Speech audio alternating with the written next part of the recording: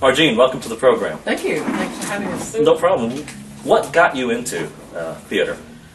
I was a dramatic kid, I think.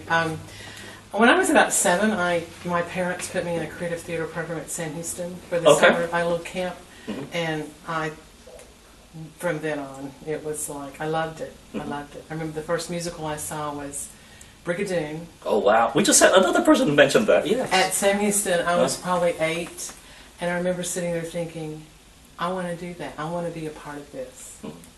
So, the rest is history. What was the first show you ever did? Ooh, kindergarten. Doesn't matter. Yeah, whatever. Yeah. Little skits, little this and that. A lot of summer theater through university. We did. Oh gosh, I think Wizard of Oz. You name all the kids shows. Right. And then of course junior high and high school. I continued on with this and that, one acts and. So name some things you did in high school. Yeah. The Lottery. I remember this so well because The Lottery. I know, and I was like, ugh.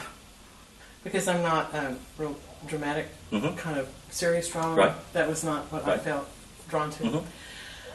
But we did that, and we did not have a director. We didn't even have a theater program. We just, some of us got together and someone entered our names and we went and we won. It was kind of like, wow, how do we do this?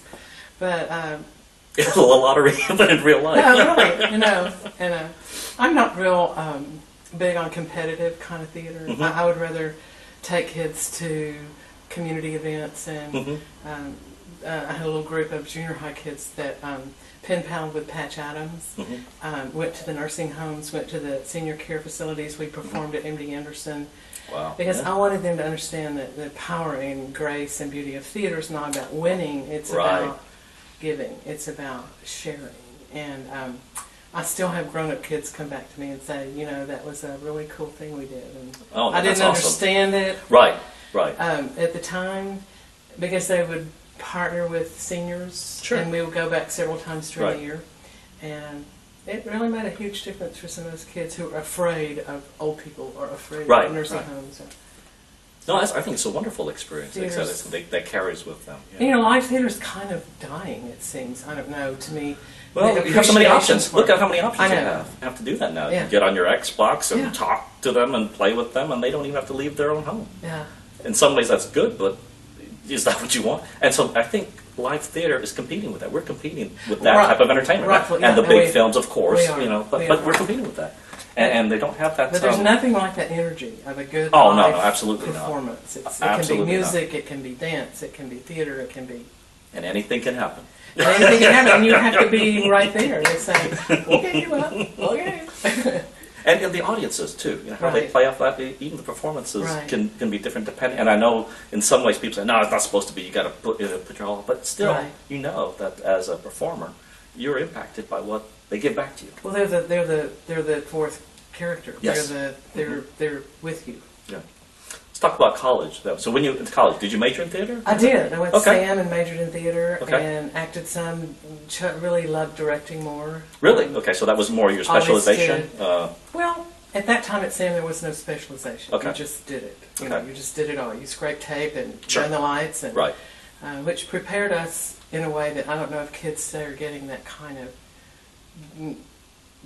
appreciation. Oh, because of the specialization. Appreciation for it. Because I thought about going to UT, and you know, I had a boyfriend, so I stayed in Huntsville. And, But I think we got such a well-rounded, not only experience, but just an appreciation for who's backstage doing what. Yes. And you can't do it without everyone. No. You know, it's an ensemble. And our department head, Dr. Charlie Schmidt, you know, there were no stars. I mean, you had to pull your weight, and there were no prima donnas and no stars, and that's the way we got brung up there at Sam. He's working there, and if someone can't come, then you have to be able to run the lights, or manage the sound, or find someone who can, or help with that, or you know, director's hat is not just artistic director. It's everything. It's everything. Yeah, and you have to be real attentive to the needs of your people. You know, what do they need? How can I better help them find this and make this work? When people come to you, because they know, you know, as a director, say, and they say, what do they try to get from you or learn from you? Or what is it that you find that they're trying to get when like the stories, or is it this? They just have this notion that the director's got control of everything. Right. So I try to approach it that way, and with kids, it was a fine line because kids need a little more structure and a little more guidance, and I'm not organic enough to just say block it the way you want and do what you want, because I think composition to blocking is very important. Yes. The whole picture, and it moves. The picture, yes. And it moves, and you have to keep it varied, and just the basic, breaking the monologues down into bends in the road, beats, breathe, where's the new direction, Sure. What's the verb. Yes. But I think it's important for actors to feel like they own that person as well, and by own it, I mean it's their heart. Yes. It's their eyes. It's their mouth. It's their voice giving voice to this person. So, so you have to leave a lot of room for exploration, and I think that's very important. After college, what type of shows did you do? Kids. Really? You really enjoyed working with kids? Yeah. Well, I taught, and when you teach theater, it's real hard to do other theater because you're at rehearsal first thing in the morning and last thing at night, and doing shows with kids is... What are some of the shows that you enjoy doing the most with the kids?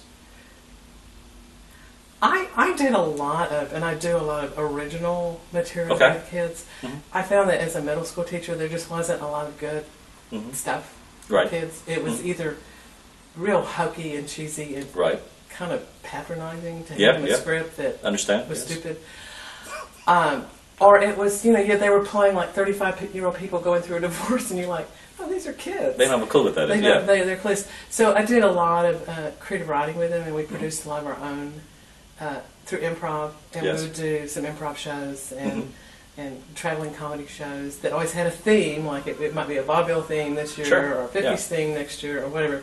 And we would put together these little comedy shows that were some mimed in music and skits and monologues, and some of them were pretty amazing. That was my favorite thing to do with the kids. Is they're who they are, what they're about. Well, you talked about it in the past, so I taught public school for 32 years, and I'm retired and teaching in a private school now. Okay. So gotta keep going. I couldn't do it. I retired and thought, what have I done? I need to be back in the classroom with the Rugrats. It's way too much fun, and they're way too honest and wonderful to. Especially at that age. Right. Brutally honest. Well, I have first grade through 12th grade. Yes. Wow, what a range. I teach. So it's very interesting. Some days you're going to the 12th graders like, what did the little kids do today? And you're like, well, we did this real cool improv with puppets. And, we want to do that. I said, okay, let's go. Yeah, and it's true that private school, I've forgotten that too. Yeah, when we were in private school, you've got all the grade ranges, and you've got to make that work. Right. Are you native of Huntsville? Yes, I am. So you've been there all? Well, I was, yes, and then I left for 3 or 4 years and came back to get married again. Okay. So where'd you go? I went down on the coast to Dickinson. I lived in Dickinson and taught, and it was called Altaloma then. I think it's Santa Fe, Texas now. Okay. And I taught high school theater and English, senior English. I was like 20 and they were 18. I was like, I don't think I have real good command of my classroom here. You get it. You learn the tricks pretty quickly. Yeah. So how did you get into Always Patsy Cline? Well, Lestelle and her mom and I went to see this at Stages in Houston.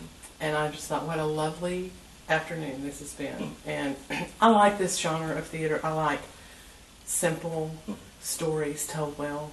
And so I proposed it to the theater board to direct. And what theater board is this? The Huntsville Community. The Huntsville, okay, yes. And they said, okay. And we did it. And Mary called me and said, I want to try out for this. And I said, so you knew Mary before? I knew her. I grew up with her mom. Okay. I did not know Mary. I knew her sister. Her sister Interesting. went to taught Marcy. Okay. At that time, Huntsville had 2 junior highs, and Mary went to the other junior high, so I didn't get to know her till later. But I always knew who she was. I mean, I would go to the high school shows to see kids, and she would be in the shows. And it's a little town. Huntsville's not a. Well, it says you like stories told well, and you know, in the whole Joseph Campbell mythology, people still, and I'm a big believer in that, that people still love stories. And I think maybe that's our one key to bringing back live theater, making it successful, is that people love storytelling still. Me too. You know, I think put your phone away and let's have a talk. Let's just, I don't want to force you to talk to me. No. But my little niece, I took her out to eat the other night, and a friend was with us. She was sitting there, and I said, oh, dinner time, put it up. Well, y'all are talking about, I said, does it matter? Yeah. This is how we have dinner. Right. We have a conversation. Right. So the first time you did Always Patsy Cline at Huntsville, how did it go? It was fabulous. People just loved it.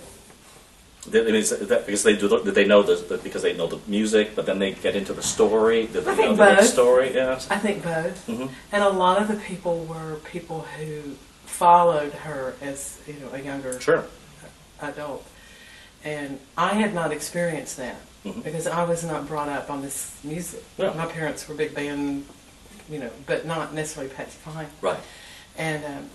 And there was a following of people who would come in, and the songs would begin, and they would clap, and I was like, wow, this is really cool. They loved it. Oh, And something went wrong in the light booth one afternoon. I'd run up to see if I needed to do something. And there was a woman standing upstairs by the restroom just sobbing, and I said, are you okay? Or do I need to... Right. What?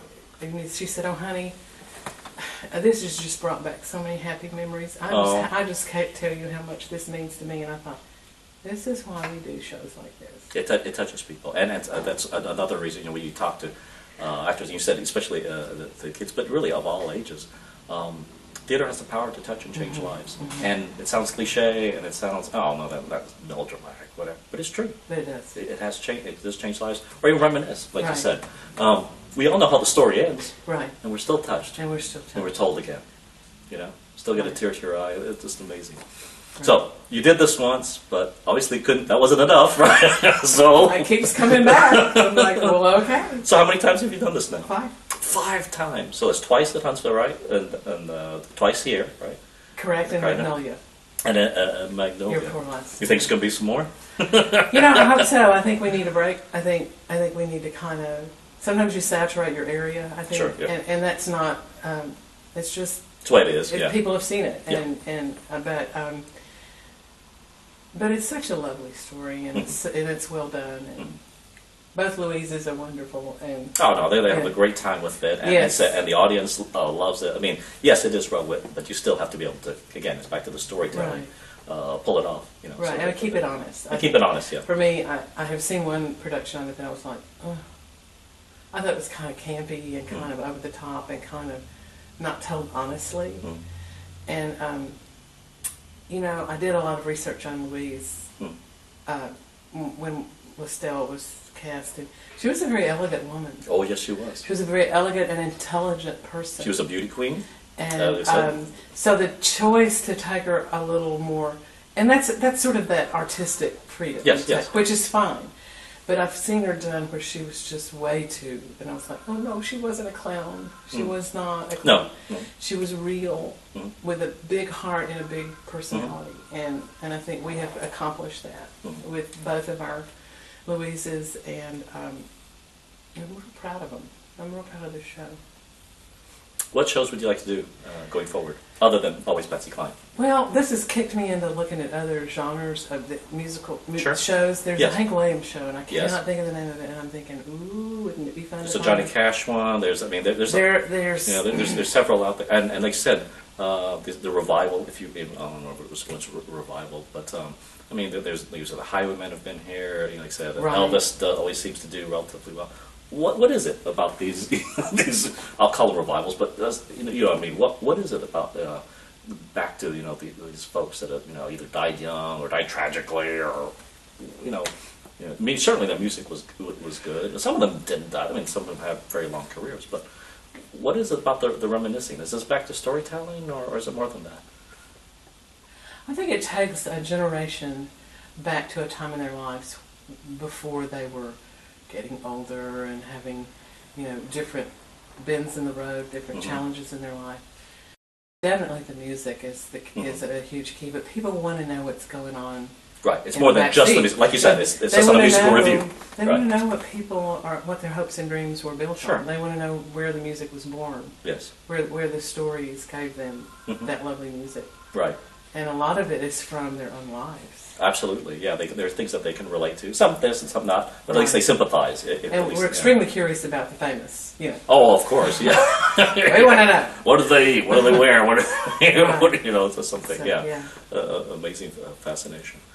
Any dramas? You read drama? No? Comedies? Or? Well, I see that you're doing The Miracle Worker, which is one of my very favorite plays. I used to show it every year to my kids. Really? The one with Patty Duke. Yes, with Patty Duke. And Ben yes. Croft. That's classic. Yeah, classic. Yes. To talk to them about acting as it's very intense, but they're not acting. Right. They're thinking. Yes. And I love that show. I mean, I'm not. If I would do a drama, it would be that or something like that. Which it's a beautiful, beautiful script. It is. Well, it still stands up today. I mean, we have a lot of people. I mean, already that are coming to see it. Good. Again, just based on the name that they know. Right.